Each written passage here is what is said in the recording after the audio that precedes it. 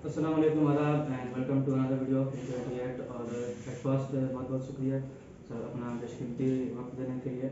और मैं इसी कॉलेज का स्टूडेंट रहा हूँ पिछले सात सालों से, और बहुत कुछ ऑब्जर्व किया है। और बहुत जो बाहर लड़के पढ़ रहे हैं, दोस्त पढ़ रहे हैं, उनसे भी बात की कि कॉलेज का एडमिशन क्या होना चाहिए। और सभी ऑब्जर्वेशन से हमको जो बहुत मेजर जो इशू है यहाँ का वो अटेंडेंस का है कि लड़के उपस्थित नहीं रहते हैं। तो इसकी क्या रीज़न है कि एडमिशन ले लेते हैं 500-600 लड़के, लेकिन क्लास में उपस्थित रहते हैं 10-15 बच्चे। अब इसके लिए एक जागरूकता अभियान की आवश्यकता है, क्योंकि हो क्या गया है कि तमाम जो कॉन्स्टिट्यूएंट कॉलेज वहाँ क्लासेस नहीं चलते, क्योंकि उनके यहाँ जो स्ट्रेंथ है टीचर्स का उसका 25% भी टीचर उनके पास उपलब्ध नहीं है, इसलिए क्लास नहीं चला।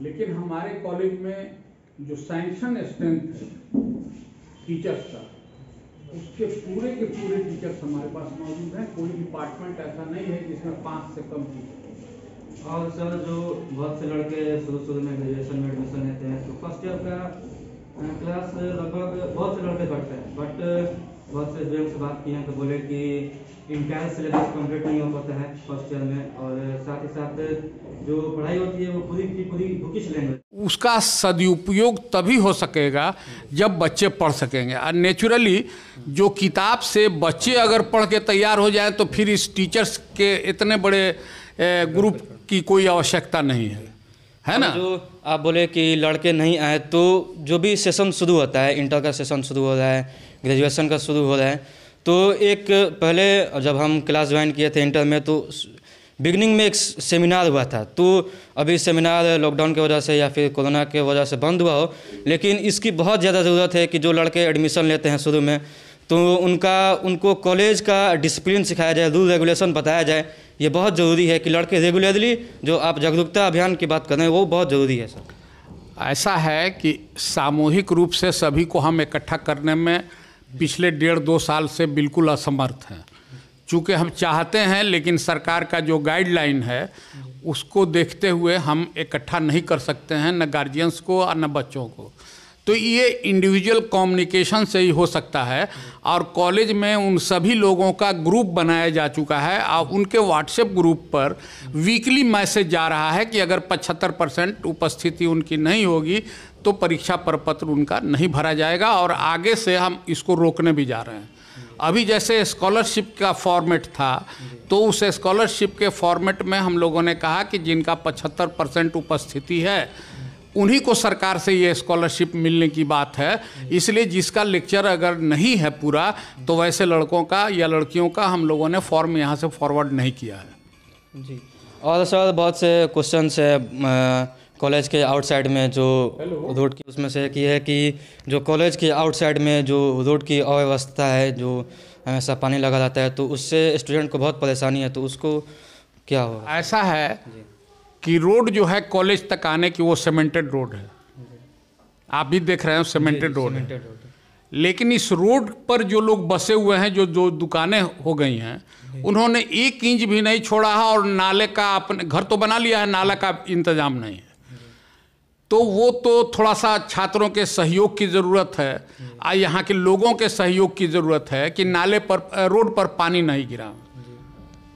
तो इसके लिए आप लोग अगर सामूहिक रूप से उन लोगों को समझा सकें तो ज़्यादा बेहतर होगा। जी, हम भी कोशिश करेंगे कि उनसे बात करने के लिए कि लड़के बहुत दूर दूर से आते हैं पढ़ने, तो उनको अच्छी सुविधा मिले। और उसके साथ साथ स्पोर्ट्स की बहुत सी सुविधाएं हैं, लेकिन 6-7 सालों में कोई ऑर्गेनाइज टूर्नामेंट या ऐसा कुछ स्पोर्ट्स इवेंट नहीं हुआ है।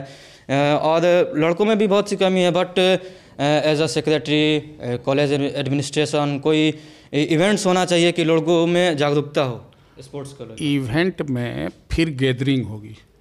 आज सरकार का अभी गाइडलाइन है कि किसी भी परिस्थिति में 50 से बेसी लोग एक जगह इकट्ठा नहीं हो, है ना। आप देख रहे हैं, जाके देखिए, स्पोर्ट्स में सारा सामान हमारे पास, यहाँ तक कि टेबल टेनिस जो सबसे कॉस्टली गेम है उसका भी इंतज़ाम है, बैडमिंटन का इंतज़ाम है, वॉलीबॉल, फुटबॉल, सब चीज़ का, क्रिकेट का इंतज़ाम है। स्पोर्ट्स उसके साथ साथ हमने योगा वहीं बगल के हॉल में शुरू करने का ही किया है, उसका भी सारा सामान आ चुका है। तो जो बच्चे एक्सरसाइज ऑफ आवर में एक्सरसाइज करना चाहें वो एक्सरसाइज भी कर सकते हैं। तो ये जो आप बात बहुत अच्छी बोले कि कोविड गाइडलाइन का उल्लंघन हो जाएगा, लेकिन as a institutional educational institution ये बहुत बड़ी जिम्मेदारी होती है कि कंट्री बिल्ड करने के लिए एक बहुत बड़ी जिम्मेदारी है एजुकेशनल इंस्टीट्यूशन की। तो रैलियाँ तो पॉलिटिकल नहीं होना चाहते हैं, लेकिन अव्यवस्था तो हर जगह है, लेकिन इसमें एजुकेशनल इंस्टीट्यूशन को इतना स्ट्रॉन्ग होना चाहिए कि इसके जो एडमिनिस्ट्रेशन है उसमें कोई दिक्कत ना है। सेमिनार होना ज़रूरी है, स्पोर्ट्स इवेंट होना मस्टली है एकदम इस एज में लड़कों में अवेयरनेस फैलाने के लिए। तो गाइडलाइन के हिसाब से और अच्छे से ऑर्गेनाइज करके ये सारी चीज़ें तो हो सकती है ना सर। हम लोगों ने आने वाले 29 तारीख को एक बड़ा सेमिनार करने का कार्यक्रम बनाया था, जिसमें अपने कुलपति जयप्रकाश यूनिवर्सिटी का भी कार्यक्रम तय था और साथ साथ बिहार सरकार के जो मास कॉम के डायरेक्टर हैं, जो पूर्व में जामे मिलिया जो एशिया का सबसे बड़ा मास कॉम का सेंटर रहा है उसके डायरेक्टर रहे हैं, उनका भी कार्यक्रम तय हो गया है। लेकिन अब तो 21 तारीख तक के लिए गाइडलाइन सामने है। अगर 29 तारीख को कोई बाधा नहीं हुई तो मास कॉम पर और क्या क्या टेक्निकल एजुकेशन यहाँ स्टार्ट लिया जा सकता है उसके लिए डायरेक्टर भी आ रहे हैं, हमारे वाइस चांसलर भी आ रहे हैं। और इसी से रिलेटेड जो अदर एक्टिविटीज़ है, स्पोर्ट्स का हो गया और मास कम्युनिकेशन का भी बोल दें, फिर क्लाइमेट इशू अवेयरनेस इन्वायरमेंट को लेकर एक बहुत अच्छा विंग शुरू हुआ था कॉलेज में जो काम कर रही थी सोशल वर्क से रिलेटेड। तो उसका क्या अभी स्टेटस है और आगे क्या क्या प्लान है उससे काम करने के लिए? कॉलेज में जो भी अच्छा काम हो सकता है आप देख रहे हैं, इस कोरोना काल में भी हमने साइंस ब्लॉक बना के तैयार कर दिया। आप देख रहे हैं कि पूरे यूनिवर्सिटी में कहीं गेस्ट हाउस नहीं है अपना कॉलेज का, आपके कॉलेज के ऊपर गेस्ट हाउस एडमिनिस्ट्रेटिव ब्लॉक पर बन के इस महीने के एंड तक वो तैयार हो जाएगा, ये हमारा प्रयास है। तो काम निरंतर हो रहा है। आपको योगा सेंटर हो गया, आपके कैंपस में 50 बेड का हॉस्पिटल स्टार्ट हो रहा है, उसका सारा सामान आके वहाँ फिट हो चुका है। कल से टेक्नीशियन दिल्ली से आ रहे हैं, वो एक्सरे प्लांट और अल्ट्रासाउंड प्लांट ओटी वगैरह का सेटअप शुरू करेंगे। हम समझते हैं कि 1 हफ्ते के अंदर ये सारे काम हो जाएंगे। और सर लास्ट में जो सेशन से रिलेटेड इशू था यूनिवर्सिटी का,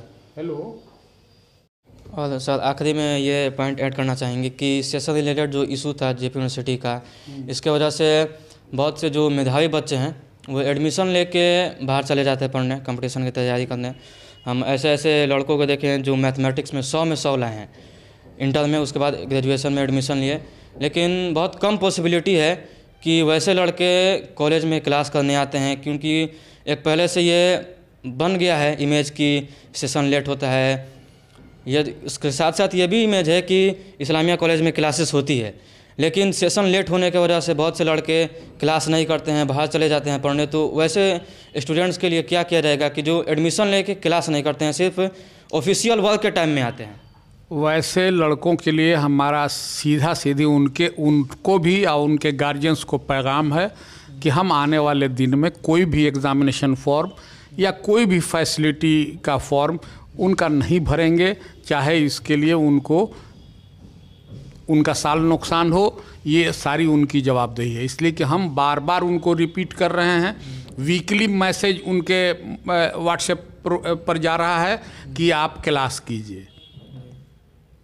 तो और आखिरी में लास्ट HOD साहब हैं केमिस्ट्री के अब्दुल बारी सर, उनसे बात हुआ था इंटरव्यू, तो वो भी बोले थे कि आगे चल के ये कॉलेज ऑटोनॉमस यूनिवर्सिटी बनने वाली है।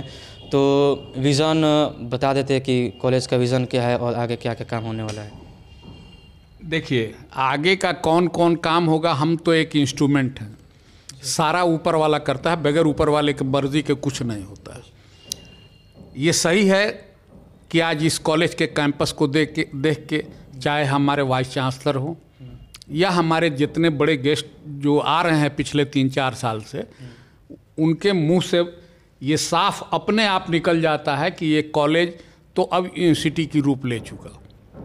तो हमारा प्रयास है, अब उसमें कहाँ तक सफलता मिलती है देखिए आने वाला वक्त बताएगा। जी, तो इंशाल्लाह बस यही है, एक अवेयरनेस के लिए है कि लड़के अब इस भ्रम में ना रहें कि कॉलेज में पढ़ाई नहीं होती। कॉलेज में अच्छी पढ़ाई होती है, लाइब्रेरी भी है, स्पोर्ट्स इवेंट्स भी है। और एक बात, लाइब्रेरी के दीवार पे एक बात लिखी है कि इल्म वह रोशनी है जो हमें तारीकी से बाहर निकालती है। सो इल्म हासिल कीजिए। Thank you.